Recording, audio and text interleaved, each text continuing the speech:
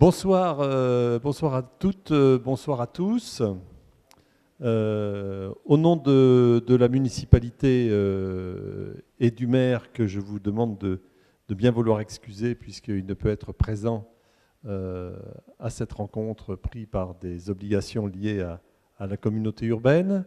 M'excuser aussi car pour cause d'une autre obligation à 19h30, je ne pourrai pas rester l'ensemble de cette conférence.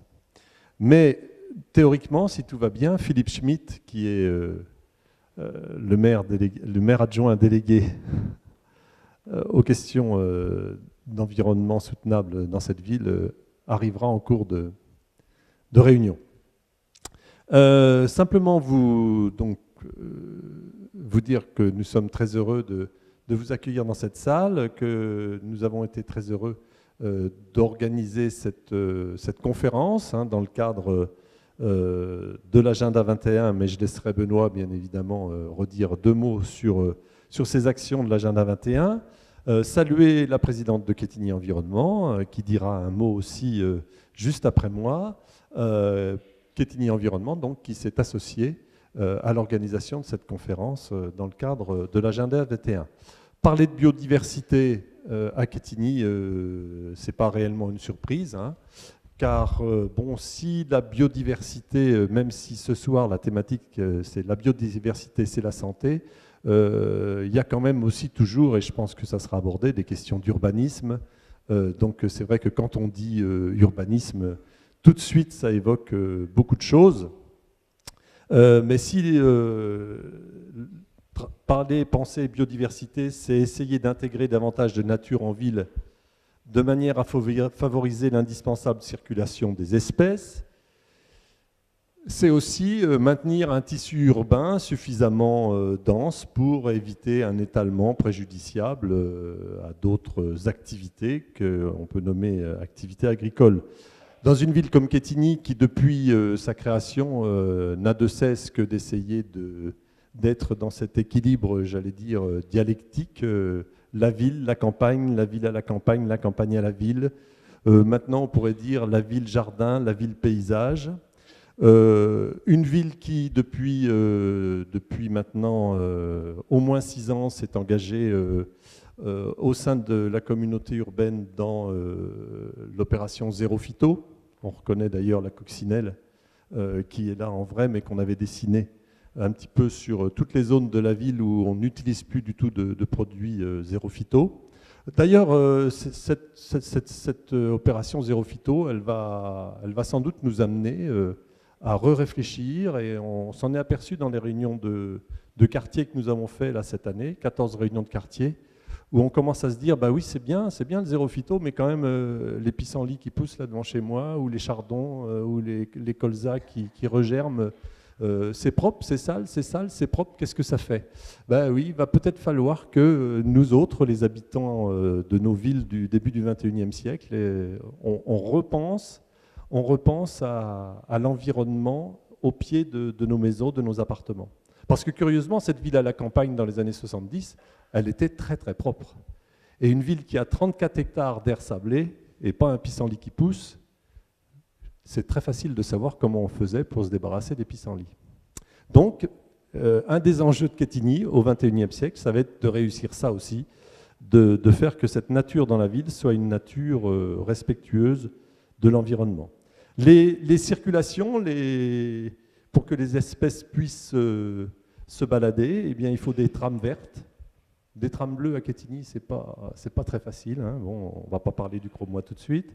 Mais en tout cas, en termes de trames vertes, c'est aussi un souci qu'on porte avec la communauté urbaine. Et puis, on l'a porté avec un équipement comme la colline, ou la toiture végétalisée, pour ceux qui connaîtraient la colline. Et s'il y a longtemps que vous n'y êtes pas allé, retournez-y. On y avait fait une visite dans le cadre de l'agenda 21. On se rend compte que cette colline, elle se transforme en colline, et qu'il y a effectivement une continuité entre ce toit vert et cette colline sous laquelle on peut s'abriter pour boire un bon coup et faire la fête. Eh bien, il y a une continuité avec le bassin de rétention, et on imagine bien que la petite coccinelle, elle peut aller d'un coin à un autre sans être menacée.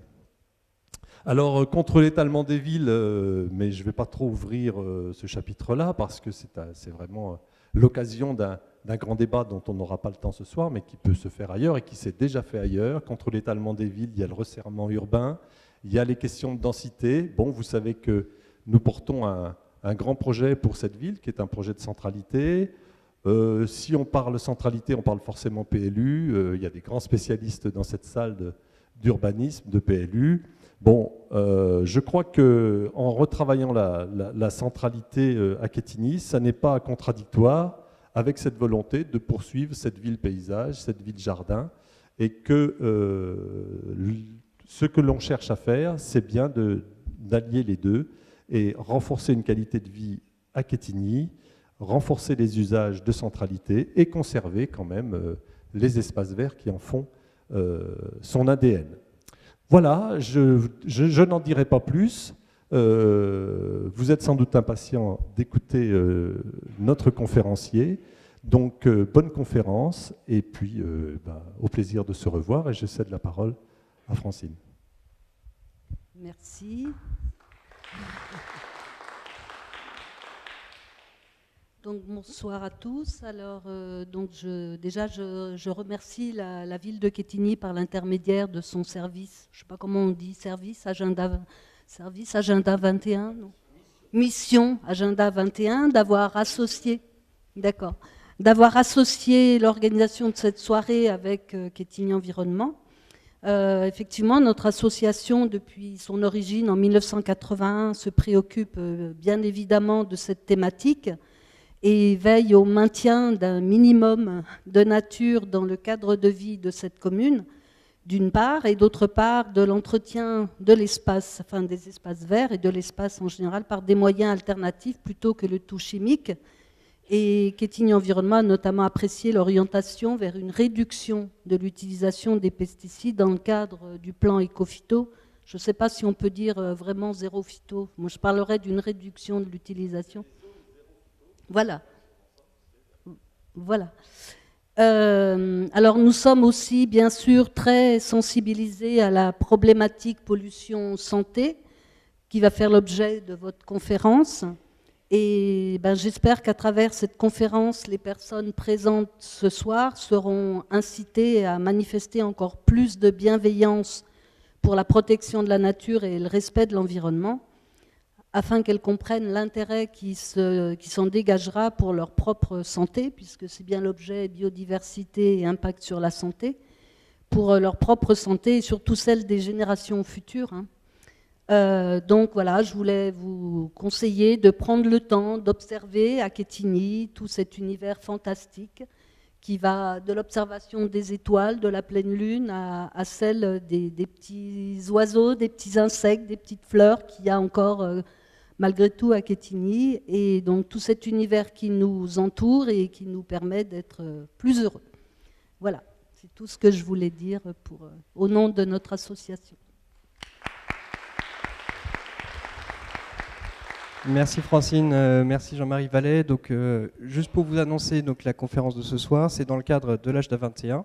Donc, c'est tout un plan d'action de la mairie avec les associations, avec des partenaires à l'échelle de la commune pour faire du développement durable. Donc aujourd'hui, c'est la conférence de clôture de l'année parce qu'on a tout un volet d'animation sur l'environnement et le développement durable. Donc je vais laisser la parole à Philippe Perrin qui va vous présenter son topo sur 1h15 à peu près. Il y aura des temps pour des questions-réponses ensuite. Vous précisez aussi, mais vous l'avez déjà vu, que la conférence sera filmée. On pourra la retransmettre ensuite sur le site internet de la ville sur quetigny.fr. Et en sortant, n'oubliez pas, vous avez plein de stands, y compris celui de l'Agenda 21, pour vous inscrire à d'autres animations encore qu'on a d'ici la fin de l'année. Et aussi l'association Graines de Noé qui sera présente, que vous avez déjà vu en arrivant. Donc n'hésitez pas à faire un tour sur les stands en sortant. Merci beaucoup.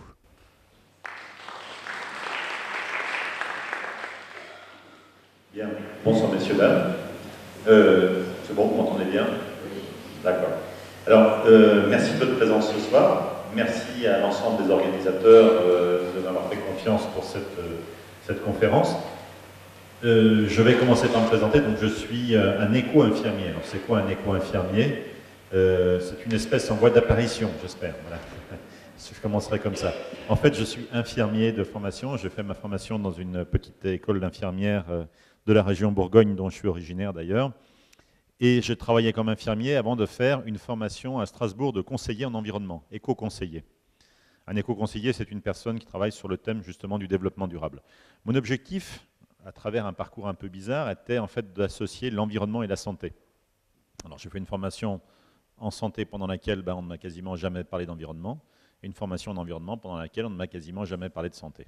Ça, c'est un gros problème de notre époque. Vous savez, on aime bien les choses, chacun dans son domaine, on ne se marche pas sur les pieds. Les choses ont quand même bien changé, fort heureusement. Alors, autant on voit le secteur de l'environnement s'intéresser au secteur de la santé, autant on voit toujours aussi peu, malheureusement, le secteur de la santé s'intéresser à l'environnement. Ça, je peux vous le dire, c'est vraiment quelque chose qui est très très fort dans toutes les observations que je pourrais faire sur le sujet passionnant que sont ces liens entre l'environnement et la santé, justement. Donc je me définis aujourd'hui comme un éco-infirmier, ce qui n'est pas une dénomination très officielle, puisque ça n'existe pas officiellement. Donc. Je suis aussi directeur d'un institut de formation en santé environnementale. On a mis en place une formation notamment dédiée à des soignants pour s'approprier des éléments de santé environnementale et pour être en mesure de pouvoir répondre à des questions de la part des patients, de la part du public en général, qui se pose bien sûr de plus en plus ces questions sur quel est le lien entre des pollutions et ma santé. Et puis concrètement, est-ce qu'il faut manger bio vraiment? Est-ce qu'il faut faire attention à certains types d'additifs alimentaires, à des emballages? Est-ce qu'on peut chauffer ces aliments dans un four micro-ondes? Est-ce que vous voyez tout ce genre de questions? Je ne sais pas si vous connaissez Pierre Rabhi. Je pense pour beaucoup d'entre vous. Pierre Rabhi qui dit d'ailleurs, on se dit plus bon appétit, on se dit bonne chance. C'est à peu près ça, vous savez. On craint pour sa vie à chaque coup de fourchette. Mais ça, c'est juste sur l'alimentation, mais on peut en faire autant sur les cosmétiques, sur les champs électromagnétiques, sur la pollution de l'air, etc. Donc, ces thématiques sont de plus en plus prégnantes, je dirais, dans la population, et malheureusement, les professionnels de santé sont toujours autant des professionnels de maladie. On n'a pas un système de santé, on a un système de maladie qui ne se met en route que lorsque les gens sont malades. Hein, voilà. Il faut renommer le ministère de la Santé, le ministère de la Maladie, parce qu'on ne fait que gérer des crises sanitaires. C'est un peu violent, c'est un peu caricatural, mais je sais que d'expérience, et vous le savez aussi, je pense que l'essentiel des soignants travaillent malheureusement dans cette dimension curative. Alors bien sûr, il faut soigner, c'est un très beau métier, mais il faut aussi savoir prévenir, parce que face à la progression de très nombreuses maladies, on est aujourd'hui dans le devoir de se poser cette question, d'essayer de comprendre pourquoi ces évolutions, et d'essayer d'enrayer leur progression. Alors, je suis basé, moi, en Savoie, plus exactement à Aix-les-Bains, et mon activité aujourd'hui, c'est d'être principalement formateur dans les écoles d'infirmières, dans les écoles d'aides-soignantes, sages-femmes. Je fais de la formation, principalement auprès des soignants, sur l'ensemble du territoire. Mon objectif est donc de former d'autres personnes à devenir des éco-infirmiers, éco-infirmières, et de répondre en même temps au public, aux questions du public. Alors, je vous signale que la conférence que je vous présente, alors, elle sera disponible donc sur le site de la ville. Vous pouvez aussi télécharger mon diaporama si ça vous intéresse sur le site éco-infirmier.com. De toute façon, si vous tapez éco-infirmier, pour l'instant, vous tombez pratiquement que sur moi, puisqu'on est en train de créer un réseau d'éco-infirmiers justement, mais pour l'instant, c'est moi qui occupe un peu tout l'espace au niveau, malheureusement, du net. Et il y a une rubrique qui s'appelle Diaporama, et le diaporama du jour portera le code 198. Voilà. Comme ça, si vous avez envie, vous pouvez aller chercher aussi les documents écrits contenus dans ce diaporama.